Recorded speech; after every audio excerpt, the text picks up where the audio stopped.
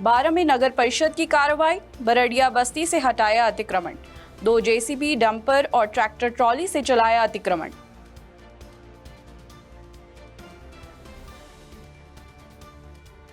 बमूरी कला में कलेक्टर बालमुकुंद असावा की रात्रि चौपाल, ग्रामीणों की समस्या सुनकर मौके पर ही लिए फैसले। 3 आवासीय पट्टों का वितरण, 4 को मिले आवास पूर्णता प्रमाण पत्र। चीपा बड़ौद के गोवर्धनपुरा में जिला प्रशासन की कार्रवाई, 723 बीघा चारागाह भूमि को कराया अतिक्रमण मुक्त। कलेक्टर बालमुकुंद असावा के निर्देश में चला विशेष अभियान।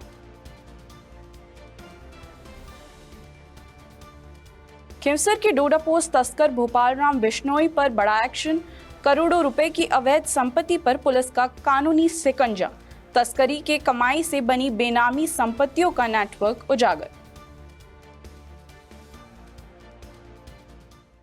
नमस्कार, मैं हूं कनिका शर्मा और आप देख रहे हैं न्यूज ढाणी। अब खबरें विस्तार से। खबर 12 जिला मुख्यालय से है, जहां बरड़िया बस्ती क्षेत्र में नगर परिषद ने अतिक्रमण हटाने की बड़ी कार्रवाई की। परिषद ने बरड़िया बालाजी मंदिर के सामने स्थित जमीन से वर्षों पुराने कब्जे को हटाया। इस दौरान 2 जेसीबी, डंपर और ट्रैक्टर ट्रॉली की मदद से मलबा हटाकर जमीन को अतिक्रमण मुक्त कराया गया।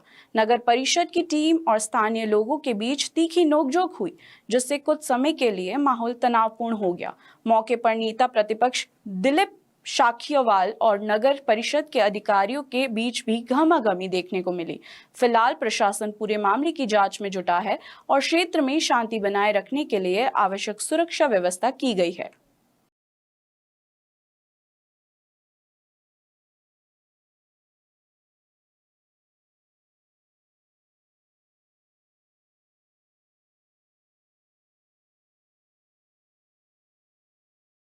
अब खबर 12 जिला के मंगरोल पंचायत समिति से है, जहां ग्राम बमूरी कला में जिला कलेक्टर बालमुकुंद असावा ने रात्रि चौपाल में ग्रामीणों की समस्या सुनी। इस दौरान 3 आवासीय पट्टे वितरित किए, साथ ही 4 लाभार्थियों को आवास पूर्णता प्रमाण पत्र दिए गए। पीएम आवास योजना के तहत 12 सहरिया परिवारों को मकान निर्माण के लिए स्वीकृति पत्र सौंपे गए। वहीं पीएम जनमन योजना के अंतर्गत सहरिया परिवारों के आवास विस्तार के लिए 1 हेक्टेयर भूमि ग्राम पंचायत को आरक्षित की गई।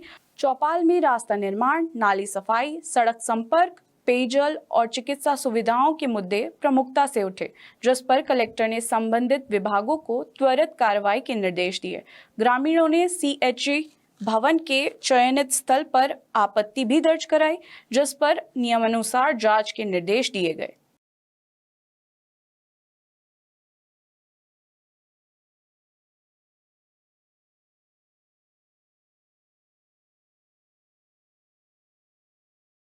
खबर 12 जिला के चीपा बड़ौद से है। ग्राम गोवर्धनपुरा में प्रशासन ने बड़ी कार्रवाई करते हुए वर्षों से अतिक्रमण की चपेट में रही 723 बीघा चारागाह भूमि को मुक्त करा लिया। जिला कलेक्टर बालमुकुंद असावा के निर्देश और उपखंड अधिकारी सहित तहसीलदार के सुपरविजन में कार्रवाई हुई। इस कार्रवाई के नेतृत्व रेवेन्यू इंस्पेक्टर सुरेंद्र शर्मा ने किया। इस अभियान के दौरान 4 गांवों के अतिक्रमणकारियों द्वारा कब्जाई गई भूमि से अतिक्रमण हटाकर उसे मूल स्वरूप से बहाल किया और बाद में विधिवत ग्राम पंचायत को सुपुर्द कर दिया गया।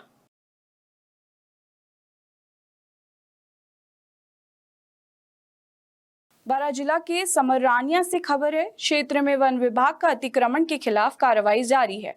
उप वन संरक्षक विवेकानंद मडिकराम और क्षेत्रीय वन अधिकारी के निर्देश पर समरानिया रेंज के मोजा इसाटोरी और मोजा गुडरमाल में अभियान चलाकर करीब 20 से 25 बीघा वन भूमि को अतिक्रमण मुक्त कराया गया।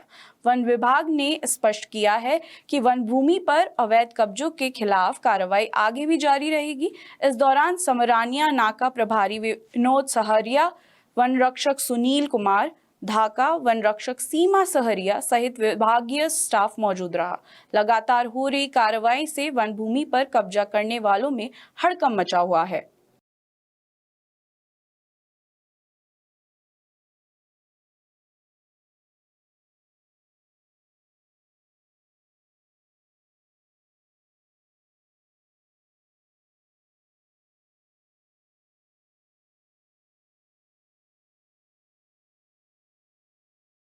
नशे के सौदागरों पर नागौर पुलिस का अब तक का बड़ा प्रहार सामने आया है। खिवसर के कुख्यात डोडापोस्त तस्कर भोपाल राम बिश्नोई की 1 करोड़ 13 लाख रुपए की संपत्ति पर कानूनी शिकंजा कसा है। पुलिस ने एनडीपीएस एक्ट की धारा 68F में कार्रवाई करते हुए आलीशान मकानों, जमीनों और वाहनों को फ्रीज किया है।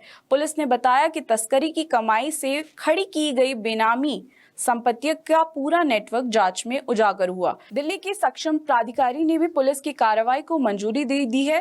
इसमें करीब 1 करोड़ 13 लाख रुपए से ज्यादा की संपत्ति अब सरकारी निगरानी में है।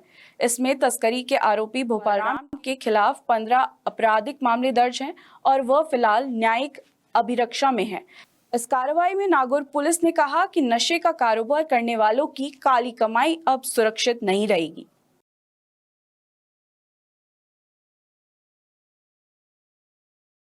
खबर श्री गंगानगर जिले के रायसिंह नगर से है। पंजाब नेशनल बैंक के सामने हाल ही में बने सार्वजनिक शौचालय को लंबे समय से बंद रहने के कारण आसपास के दुकानदारों को काफी परेशानी का सामना करना पड़ रहा था।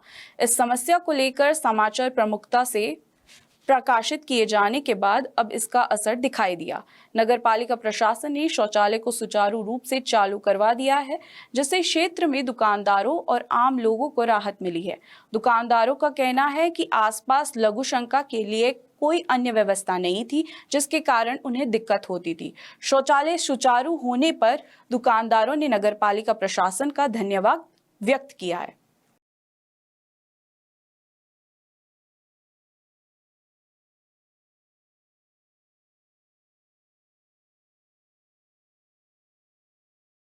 अब खबर चीपा बड़ौद से है, जहां राजस्थान कृषि पर्यवेक्षक पटवारी एवं ग्राम विकास अधिकारी संयुक्त संघर्ष समिति ने ज्ञापन सौंपा। स्थानीय इकाई ने सीएम के नाम तहसीलदार को सौंपे ज्ञापन में राजकीय अवकाश के दिनों में गैर आपातकालीन सरकारी कार्य नहीं कराने की मांग उठाई। समिति ने कहा कि शनिवार, रविवार और अन्य अवकाशों पर लगातार बैठकों, निरीक्षणों, ग्राम सभाओं, शिविरों और सरकारी कार्यक्रमों के आयोजन होते हैं। इससे कर्मचारियों का पारिवारिक और सामाजिक जीवन प्रभावित हो रहा है।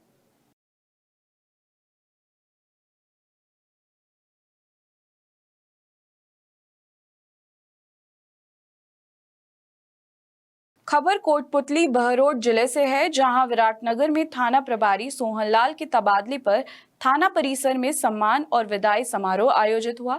करीब 2.5 वर्ष तक विराटनगर थाने की कमान संभालने वाले सोहनलाल ने अपनी ईमानदारी, निष्पक्ष और हितैषी कार्यशैली से क्षेत्र में विशेष पहचान बनाई। उनके कार्यकाल में कानून व्यवस्था मजबूत रही, कई महत्वपूर्ण मामलों का खुलासा हुआ और आमजन की समस्याओं के त्वरित समाधान को प्राथमिकता दी गई। समारोह में उपस्थित अधिकारियों, जनप्रतिनिधियों और ग्रामीणों ने उनके कार्यों की सराहना करते हुए उन्हें कर्तव्यनिष्ठ अधिकारी बताया और उज्जवल भविष्य की शुभकामनाएं दी।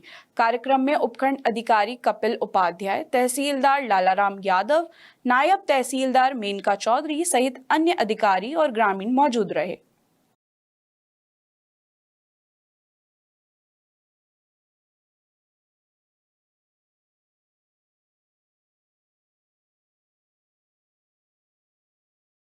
अब खबर बारां जिला की किशनगंज से है, जहां कस्बे में एक मकान में करीब 6 फुट लंबा कोबरा दिखाई देने से परिवार में दहशत फैल गई।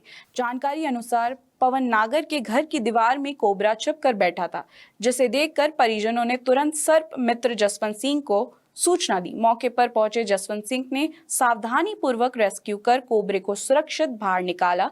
इसके बाद कोबरे को जंगल में छोड़ दिया गया।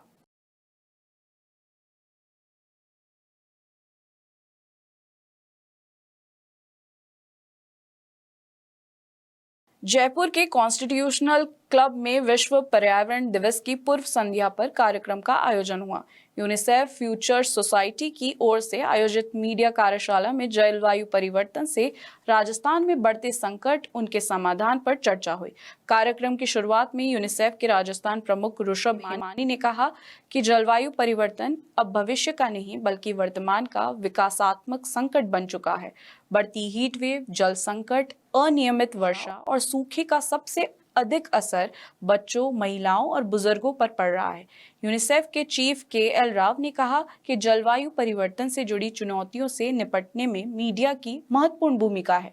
जल सुरक्षा को जलवायु लचीलापन का आधार बताते हुए राजस्थान मौसम विभाग के निदेशक राधेश्याम शर्मा ने कहा, बढ़ते तापमान, अनियमित वर्षा और भूजल दोहन के कारण राजस्थान के जल संसाधनों पर दबाव बढ़ रहा है। इस कार्यशाला के दौरान 2 ऑनलाइन सत्र आयोजित किए गए, जिसमें climate change and environment sustainability specialist UNICEF Yusuf Kabir और IIPH के प्रोफेसर महावीर गोलछा ने बढ़ते तापमान से बचाव के उपायों की जानकारी दी और सरकारी प्रयासों का ब्यौरा पेश किया।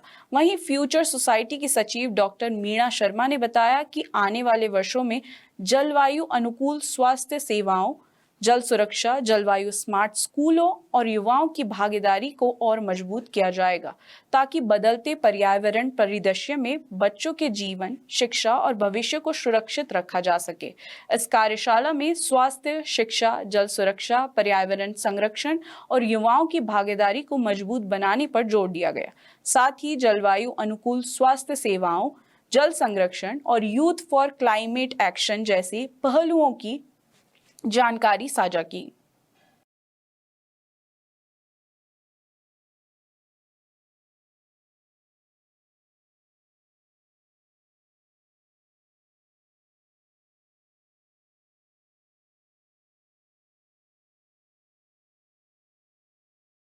अब खबर उत्तर प्रदेश की मथुरा से है, जहां वृंदावन और बलदेव क्षेत्र में पुलिस ने ऑनलाइन सट्टाबाजारी के खिलाफ कार्रवाई करते हुए 5 अभियुक्तों को गिरफ्तार किया। वृंदावन थाना और बलदेव थाना पुलिस टीम ने मुखबिर की सूचना पर संयुक्त कार्रवाई करते हुए ओमेक सिटी में एक फ्लैट से आरोपियों को ऑनलाइन सट्टा लगाते हुए पकड़ा। गिरफ्तार आरोपियों में गगन, सुमित, नितिन, प्रिंस और टिंकू शामिल है, जो अलग अलग जिलों के निवासी हैं। पुलिस के अनुसार इनकी भूमिका क्रिकेट सट्टेबाजी में भी संदिग्ध मिली है। फिलहाल सभी आरोपियों से पूछताछ जारी है।